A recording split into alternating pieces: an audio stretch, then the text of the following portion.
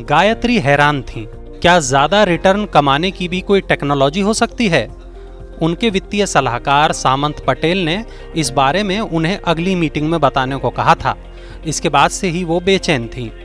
उनके मन में यही ख्याल आता कि आखिर ये टेक्नोलॉजी क्या हो सकती है, सामंत क्या बताने वाले हैं। वीकेंड के बाद वे सुबह 10 बजे ही सामंत के ऑफिस पहुंच गईं।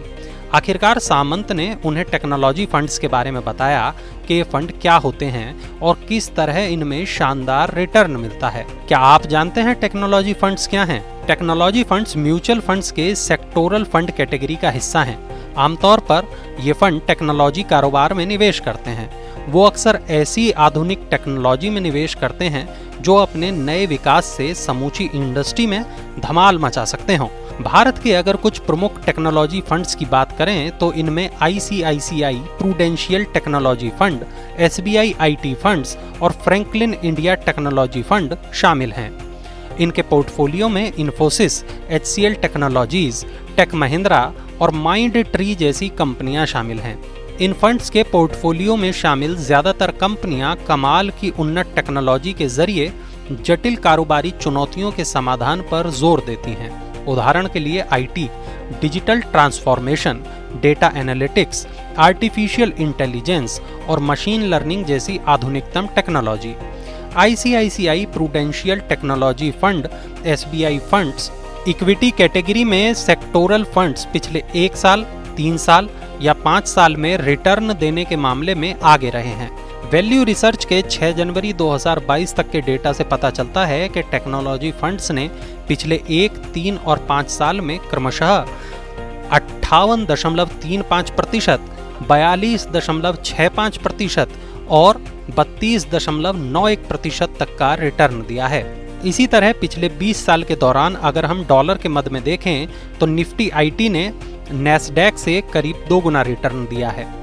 डॉलर के हिसाब से नैस्डैक ने पिछले 20 साल में करीब 633% का रिटर्न दिया है, जबकि इस दौरान निफ्टी IT ने 1140% का शानदार रिटर्न दिया है। तो इतना बेहतरीन रिटर्न देखकर भला किसके मन में लालच नहीं आएगा? ऐसे में सवाल उठता है कि क्या आपको इन फंडों में निवेश करना चाहिए और क्या इनमें कोई जोखिम भी है? जानकार कहते हैं कि सेक्टोरल फंड सबसे जोखिम वाले म्यूचुअल फंड्स हैं। ये फंड्स खासकर एक ही क्षेत्र में निवेश करते हैं, इसलिए इनमें सेक्टरवार विविधता की कमी होती है। यही इनके ऊंचे जोखिम होने की सबसे प्रमुख वजह है। अगर सेक्टर में गिरावट आती है तो पोर्टफोलियो के सभी शेयर ढह जाते हैं और नुकसान को बचाने वाला कोई नहीं होता। इसलिए ये फंड केवल मझे हुए और अनुभवी निवेशकों के लिए हैं। वेंचुरा सिक्योरिटीज के डायरेक्टर जूजर गाबाजीवाला ने कहा कि टेक्नोलॉजी फंड्स उन निवेशकों के लिए अच्छे हैं जो किसी सेक्टर को लेकर बहुत ज्यादा बुलिश हों, जिन्हें लगता है कि इनमें कई शेयर अच्छा प्रदर्शन करेंगे।